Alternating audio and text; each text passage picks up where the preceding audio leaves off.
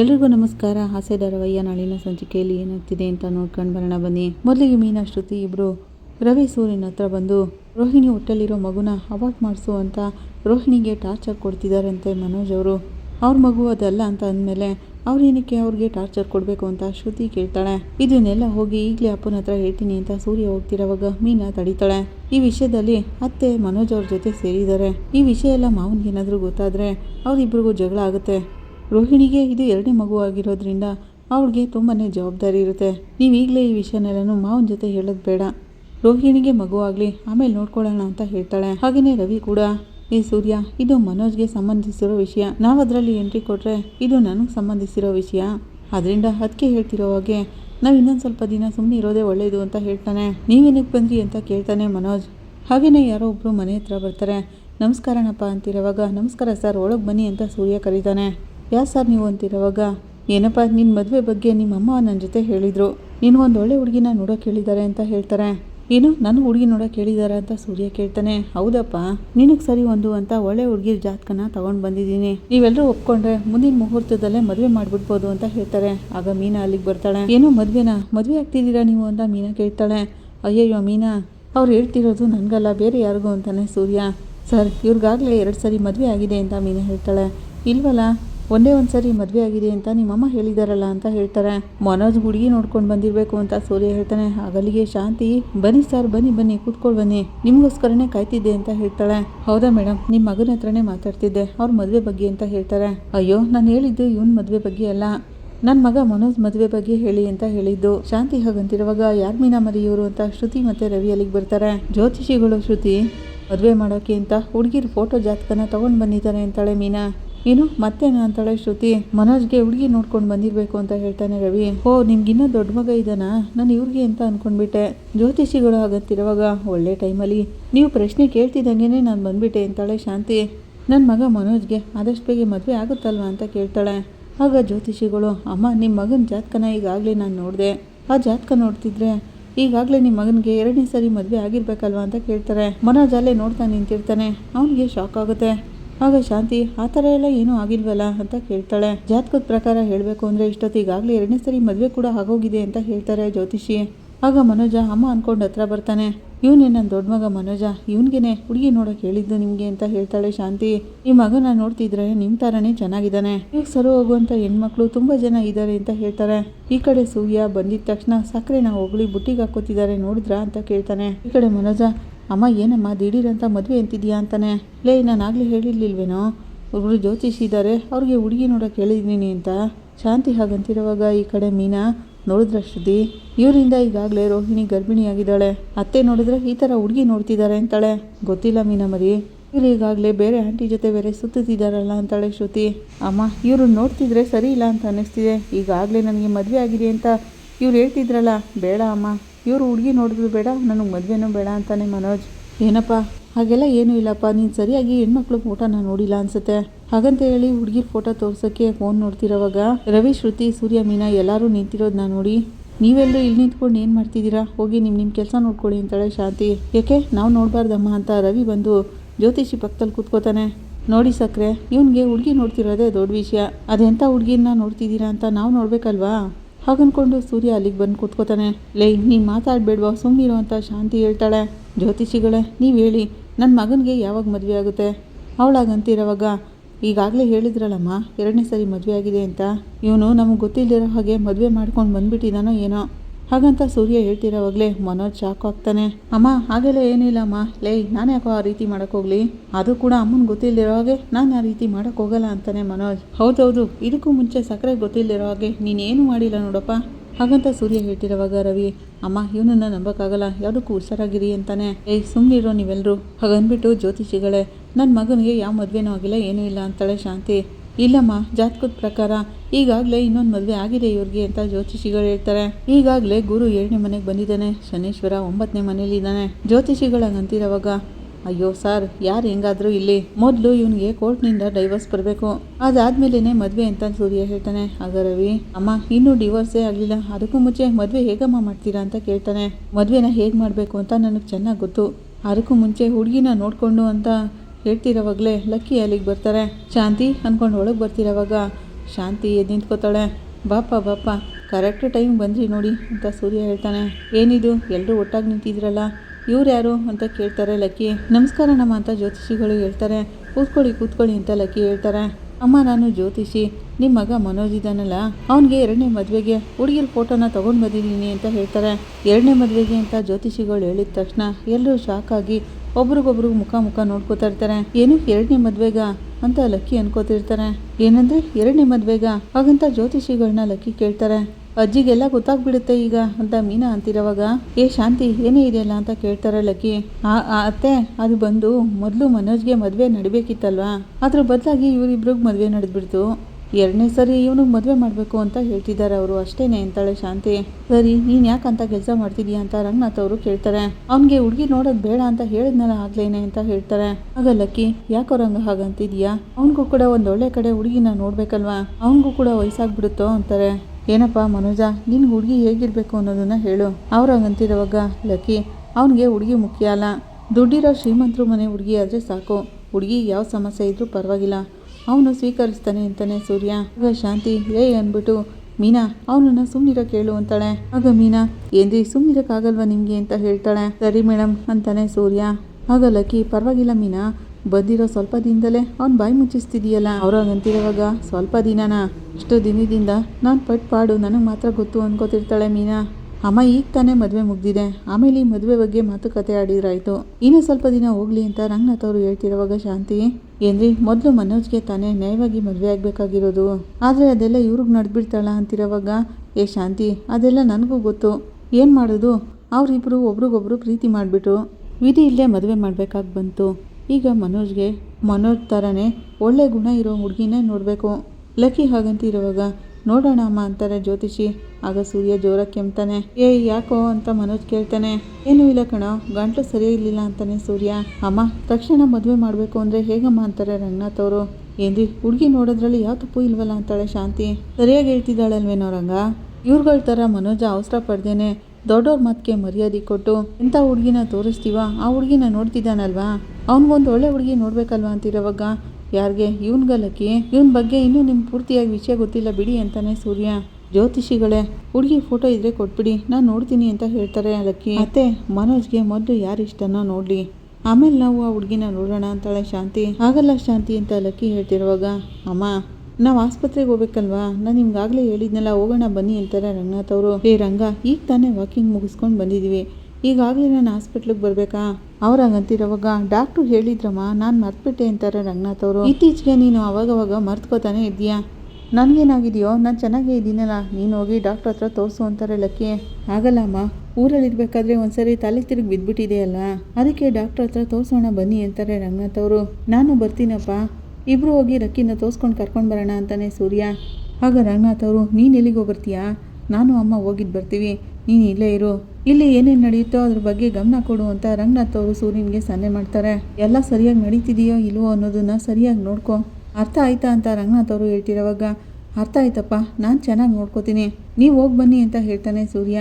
ನಡಿಯಮ್ಮ ಅಂತ ಲಕ್ಕಿನ ಕರ್ಕೊಂಡು ಹೋಗ್ತಿರೋವಾಗ, ಶಾಂತಿ ಒಳ್ಳೆ ಹುಡುಗಿನ ಹುಡುಕಿ ನೋಡಿ ಇಟ್ಟಿರು, ನಾನು ಬಂದು ನೋಡ್ತೀನಿ ಅಂತ ಲಕ್ಕಿ ಹೇಳೋಗ್ತಾರೆ. ಅವ್ರು ನೋಡ್ತಾರೆ, ನೀವು ಬನ್ನಿ ಅಮ್ಮ ಅಂತ ರಂಗನಾಥ್ ಅವರು ಲಕ್ಕಿನ ಕರ್ಕೊಂಡು ಹೋಗ್ತಾರೆ. ಈ ಕಡೆ ಶಾಂತಿ, ಮನೋಜ್ ನಿನ್ಗೆ ಯಾವ ಥರ ಹುಡುಗಿ ಇಷ್ಟ ಹೇಳೋ ಅಂತ ಕೇಳ್ತಾಳೆ. ಸಕ್ಕರೆ ಈಗ ತಾನೇ ಅಪ್ಪ ಹೇಳೋದ್ರಲ್ಲ ಮನೋಜ್ ಹುಡುಗಿ ನೋಡಬಾರ್ದು ಅಂತ, ನೀವೇನಾದರೂ ಮನೋಜ್ಗೆ ಮದುವೆ ಮಾಡೋಕ್ಕೆ ಹೋದರೆ ಬರೀ ಮನೋಜನ್ ಮಾತ್ರ ಹೇಳ್ಕೊಂಡು ಹೋಗಲ್ಲ, ನಿಮ್ಮನ್ನು ಸೇರಿಸಿನೇ ದರ ಅಂತ ಪೊಲೀಸ್ನವ್ರು ಬಂದು ಹೇಳ್ಕೊಂಡು ಹೋಗ್ತಾರೆ ಅಂತಾನೆ ಸೂರ್ಯ. ಆಗ ಶಾಂತಿ, ಯಾಕೋ ಈ ಥರ ಎಲ್ಲ ಮಾಡ್ತೀಯಾ, ಏನೋ ನೀನು ಹೇಳ್ತಿರೋದು ಅಂತ ಕೇಳ್ತಾಳೆ. ಆಗ ಮೀನಾ, ಅತ್ತೆ ಇವ್ರು ಹೇಳ್ತಿರೋದು ಸರಿಯಾಗಿದೆ ಅಲ್ವಾ, ರೋಹಿಣಿಗೂ ಅವ್ರಿಗೂ ಯಾವಾಗ ಡಿವೋರ್ಸ್ ಸಿಗುತ್ತೋ ಆವಾಗಲೇ ತಾನೇ ಮುಂದೆ ಮದುವೆ ಬಗ್ಗೆ ಯೋಚನೆ ಮಾಡಬೇಕಾಗಿರೋದು, ಅದಕ್ಕೂ ಮೊದಲೇ ನಾವು ಈ ರೀತಿ ಮದುವೆ ಬಗ್ಗೆ ಮಾತಾಡ್ತಿರೋದು ಕಾನೂನುಬದ್ಧವಾಗಿ ತಪ್ಪು ಅತ್ತೆ ಅಂತಾಳೆ ಮೀನಾ. ಏನೆಲ್ಲರೂ ನನಗೆ ಕಾನೂನು ಬಗ್ಗೆ ಈಗ ಹೊಸದಾಗಿ ಪಾಠ ಮಾಡಕ್ಕೆ ಬರ್ತಿದ್ದೀರಾ ಅಂತ ಶಾಂತಿ ಕೇಳ್ತಾಳೆ. ಇದರಲ್ಲಿ ತಪ್ಪೇನಿದೆ ಅತ್ತೆ, ಲಾ ಬಗ್ಗೆ ಯಾರು ಬೇಕಾದರೂ ಮಾತಾಡ್ಬೋದಲ್ವಾ, ಅದೆಲ್ರಿಗೂ ಕಾಮನ್ ಆಗಿರೋದೇ ಅಲ್ವಾ ಅಂತಾಳೆ ಶ್ರುತಿ. ಅದಕ್ಕೆ ಯಾಕೆ ಇಷ್ಟೊಂದು ಕೋಪ ಮಾಡ್ಕೋತಿದ್ದೀರಾ ಅಂತಿರೋವಾಗ ರವಿ, ಅಮ್ಮ ಮೊದಲು ಡೈವರ್ಸ್ ಕೇಸ್ ಮುಗಿಲಿ, ಆಮೇಲೆ ಮಿಕ್ಕಿದ್ದನ್ನು ನೋಡ್ಕೊಳ್ಳೋಣ ಅಂತಾನೆ. ಆಗ ಮನೋಜ, ಅಮ್ಮ ಅವ್ನು ಹೇಳ್ತಿರೋದು ಕರೆಕ್ಟಾಗಿದೆ ಅಂತಾನೆ. ಎಲ್ಲರೂ ಮನೋಜನ್ನೇ ದುರ್ಗುಟ್ಕೊಂಡು ನೋಡ್ತಾ ಇರ್ತಾರೆ. ಶಾಂತಿ ಕೂತಿದ್ದ ಜಾಗದಿಂದ ಎದ್ದೇಳ್ತಾಳೆ. ಏನೋ ಹೇಳ್ತಿದ್ಯಾ?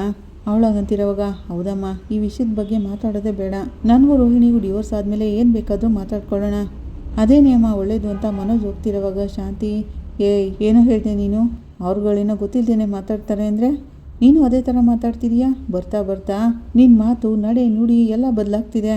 ಸರಿ, ನೀನು ಏನಕ್ಕೆ ಈಗ ಮದುವೆ ಬೇಡ ಅಂತ ಹೇಳ್ತಿದೀಯಾ? ನೀನು ತಾನೇ ನನಗೀಗಲೇ ಮದುವೆ ಮಾಡು, ಹುಡುಗಿ ನೋಡು ಅಂತ ಕುಣಿದಾಡ್ತಿದ್ದು.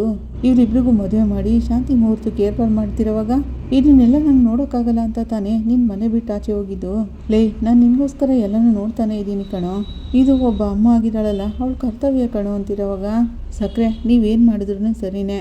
ನೀವೇನಾದರೂ ಮನೋಜ್ಗೆ ಯಾರಿಗೂ ಗೊತ್ತಿಲ್ಲದಿರೋ ಹಾಗೆ ಮದುವೆ ಮಾಡೋಕ್ಕೆ ನೋಡಿದ್ರೆ, ಅದೇನಾದರೂ ಪಾರ್ಲರ್ ಅಮ್ಮನಿಗೆ ಗೊತ್ತಾದರೆ ಅಯ್ಯಮ್ಮ ಒಂದು ಕಂಪ್ಲೇಂಟ್ ಕೊಟ್ಟರೆ ಸಾಕು. ಆಗ ಪೊಲೀಸ್ನವರು ಬಂದು ಎಳ್ಕೊಂಡೋಗಿ ಚೆನ್ನಾಗಿ ಕೊಡ್ತಾರಲ್ಲ ಒದೇನ. ಆ ಏಟು ಎಲ್ಲರೂ ಕೊಡೋ ಏಟ್ಗಿಂತ ದೊಡ್ಡದಾಗಿರುತ್ತೆ. ಸೂರ್ಯ ಹಾಗಂತಿರೋವಾಗ ಅಮ್ಮ ನಾನು ಅದೇ ಕಾರಣಕ್ಕೆ ಹೇಳ್ತಿರೋದಮ್ಮ, ನನಗೆ ಈ ಮದುವೆ ಎಲ್ಲ ಬೇಡಮ್ಮ ಅಂತಾನೆ ಮನೋಜ್. ಇದನ್ನೆಲ್ಲ ಇಲ್ಲಿಗೆ ನಿಲ್ಲಿಸ್ಬಿಡು, ಆಮೇಲೆ ನೋಡ್ಕೊಳ್ಳೋಣ ಅಂತಿರೋವಾಗ ಶಾಂತಿ ಬರ್ತಾ ಬರ್ತಾ ನೀನು ಮಾತಿಗೆ ಮಾತು ಕೊಡೋದನ್ನ ಕಲ್ತ್ಬಿಟ್ಟಿದೀಯಾ? ಅಮ್ಮ ಹೇಳಿದ್ದನ್ನ ಕೇಳೋ ಮನೋಜ, ಈಗ ಹುಡುಗಿ ನೋಡಿ ಮುಗಿಸ್ಬಿಡೋಣ. ಡಿವೋರ್ಸ್ ಸಿಕ್ಕಿದ್ಮೇಲೆ ನಿನಗೆ ಗ್ರ್ಯಾಂಡಾಗಿ ಮದುವೆ ಮಾಡಿಸ್ತೀನಿ, ಏನೋ ಹೇಳ್ತೀಯಾ ಅಂತಿರೋವಾಗ ಬೇಡಮ್ಮ, ಡಿವೋರ್ಸ್ ಮುಗಿಯೋಕ್ಕೆ ಮುಂಚೆ ಮದುವೆ ಆಗೋದು ಸರಿಯಲ್ಲಮ್ಮ ಅಂತಾನೆ ಮನೋಜ್. ರೋಹಿಣಿಗೆ ಈ ವಿಷಯ ಎಲ್ಲ ಗೊತ್ತಾಗಿ ಕಂಪ್ಲೇಂಟ್ ಏನಾದರೂ ಕೊಟ್ಬಿಟ್ರೆ ಆಮೇಲೆ ನನ್ನನ್ನು ಅಮ್ಮ ಅವರು ಹೇಳ್ಕೊಂಡು ಹೋಗೋದು. ಅವನಾಗಂತಿರೋವಾಗ ಜ್ಯೋತಿಷಿಗಳು ಅಮ್ಮ ನೀವು ಬರೋಕ್ಕೆ ಹೇಳಿದ್ರಿ ಅಂತ ನಾನು ಬಂದೆ, ಆದರೆ ಇವ್ರುಗಳೆಲ್ಲ ಮಾತಾಡ್ತಿರೋದು ನೋಡಿದ್ರೆ ನನಗೇನೆ ಭಯ ಆಗ್ತಿದೆ. ಮೊದಲು ನೀವೆಲ್ಲರೂ ಕೂತು ಮಾತಾಡಿ ಇವ್ರಿಗೆ ಮದುವೆ ಮಾಡೋದೋ ಬೇಡೋ ಅನ್ನೋದನ್ನ ನಿಶ್ಚಯ ಮಾಡಿ, ಅದಾದಮೇಲೆ ನನ್ನನ್ನು ಕರೀರಿ, ನಾನು ಇನ್ನು ಬರ್ತೀನಿ ಅಂತ ಜ್ಯೋತಿಷಿಗಳು ಎದ್ದು ಅಲ್ಲಿಂದ ಹೊರಟೋಗ್ತಾರೆ. ಏ ಮನೋಜ್, ನನಗೇನೋ ನಿನ್ನ ಮೇಲೇ ಡೌಟ್ ಬರ್ತಿದೆ. ನಿನ್ನ ಮನಸ್ಸಲ್ಲಿ ಏನಿದೆ ಅಂತ ಮೊದಲು ಹೇಳೋ. ನಿನ್ನ ಮನಸ್ಸಲ್ಲಿ ಏನಿದೆ ಅನ್ನೋದು ನನಗೆ ತಿಳಿತಿಲ್ಲ ಕಣೋ. ಯಾಕೋ ಮದುವೆ ಬೇಡ ಅಂತ ಹೇಳ್ತಿದೀಯಾ? ಏನಾಯ್ತು?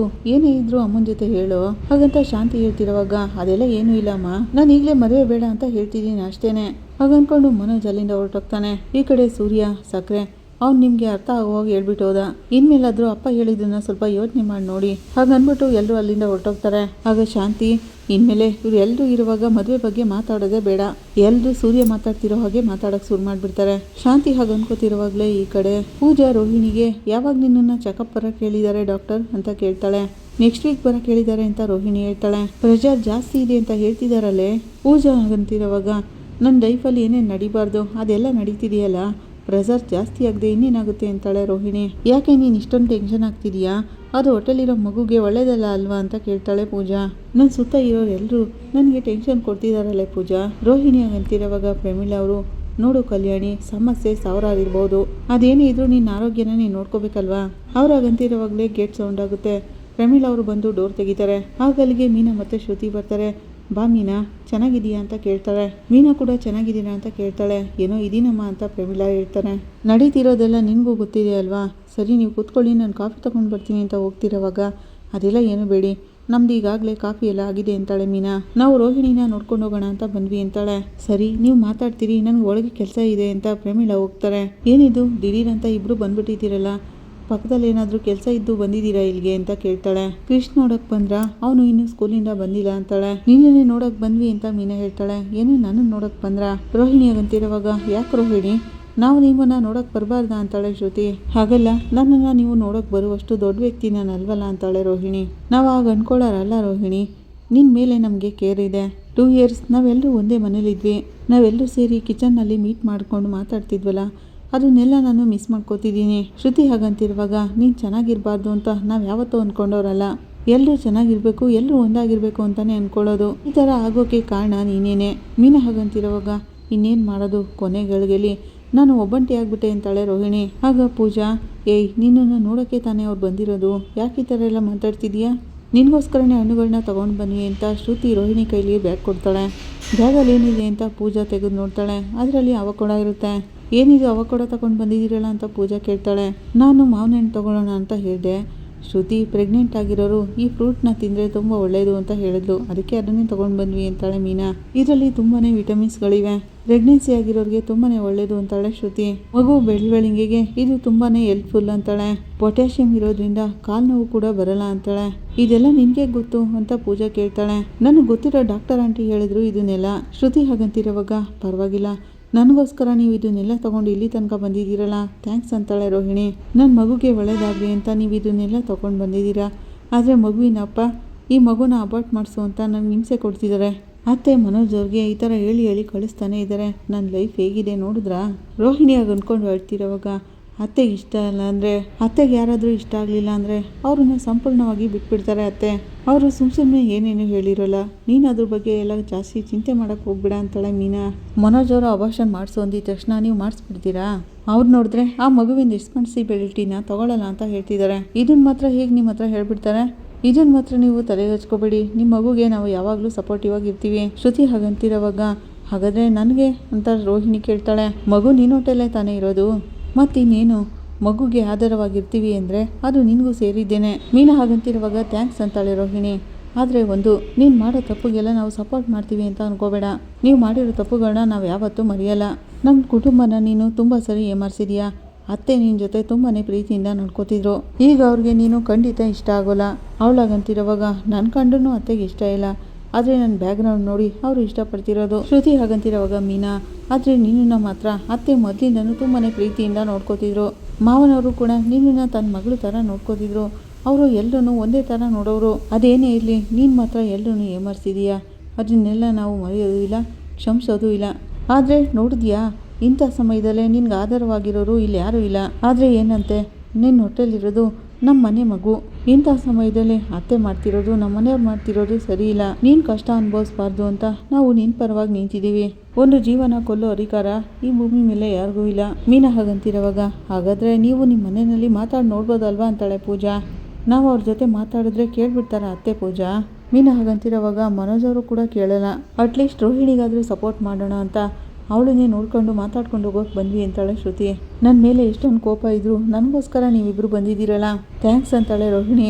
ಈ ಮಗು ಮನೋಜ್ ಅವ್ರದ್ದು ಅಂತ ನೀವು ಹೇಳ್ತಿದ್ದೀರಾ, ಆದರೆ ಅವರು ರೆಸ್ಪಾನ್ಸಿಬಿಲಿಟಿ ತಗೋದೇನೆ ಅಬಾರ್ಷನ್ ಮಾಡಿಸು ಅಂತ ಹೇಳ್ತಿದ್ದಾರೆ. ಇಷ್ಟಾದ್ರೂ ಅವ್ರ ಜೊತೆನೇ ಸೇರಿ ಬಾಳ್ಬೇಕು ಅಂತ ಇಷ್ಟೊಂದೆಲ್ಲ ಟ್ರೈ ಯಾಕೆ ಮಾಡ್ತಿದ್ದೀರಾ?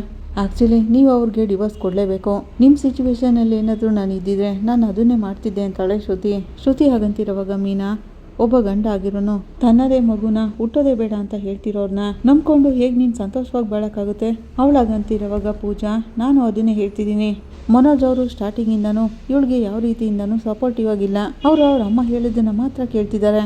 ಅವ್ರನ್ನ ನಂಬ್ಕೊಂಡು ಇವಳು ಲೈಫ್ ಲಾಂಗ್ ಹೇಗಿರ್ತಾಳೋ ಏನೋ. ಪೂಜಾ ಹಾಗಂತಿರೋವಾಗ ಅವರೇನೇ ಇವ್ರ ಜೊತೆ ಸೇರಿ ಬಾಳ್ತೀನಿ ಅಂತ ಹೇಳಿದ್ರು ಅತ್ತೆ ಅಂತೂ ಬಿಡಲ್ಲ. ಹೇಗಾದರೂ ಮಾಡಿ ಈ ಮಗುನ ಅಬಾರ್ಷನ್ ಮಾಡಿಸಿ ಮನೋಜ್ ಅವ್ರಿಗೆ ಬೇರೆ ಮದುವೆ ಮಾಡಬೇಕು ಅಂತ ಅನ್ಕೊಳ್ತಿದ್ದಾರೆ. ಮಾವ ಹೇಳಿದ್ರು ಅವರು ಕೇಳ್ತಿಲ್ಲ.